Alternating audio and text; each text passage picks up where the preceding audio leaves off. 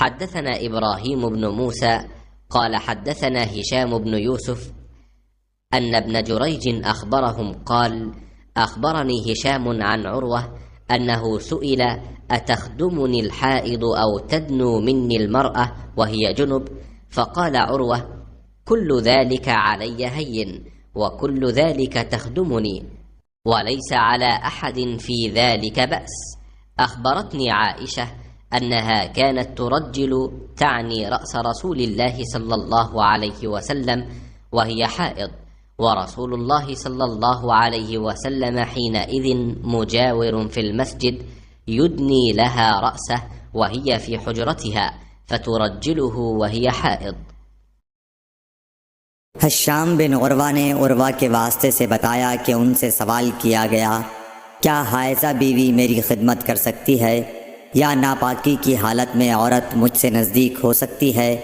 عروہ نے فرمایا میرے نزدیک تو اس میں کوئی حرج نہیں ہے، اس طرح کی عورتیں میری بھی خدمت کرتی ہیں اور اس میں کسی کے لیے بھی کوئی حرج نہیں، اس لیے کہ مجھے حضرت عائشہ رضی اللہ تعالی عنہا نے خبر دی کہ وہ رسول کریم صلی اللہ علیہ وسلم کو حائضہ ہونے کی حالت میں کنگھا کیا کرتی تھیں، اور رسول اللہ صلی اللہ علیہ وسلم اس وقت مسجد میں معتکف ہوتے، آپ اپنا سر مبارک قریب کر دیتے اور حضرت عائشہ رضی اللہ تعالی عنہا اپنے حجرے ہی سے کنگھا کر دیتی حالانکہ وہ حائضہ ہوتی۔ صحیح بخاری حدیث نمبر 296۔ حدثنا أبو نعيم الفضل بن دكين سمع زهيرا عن منصور بن صفية أن أمه حدثته أن عائشة حدثتها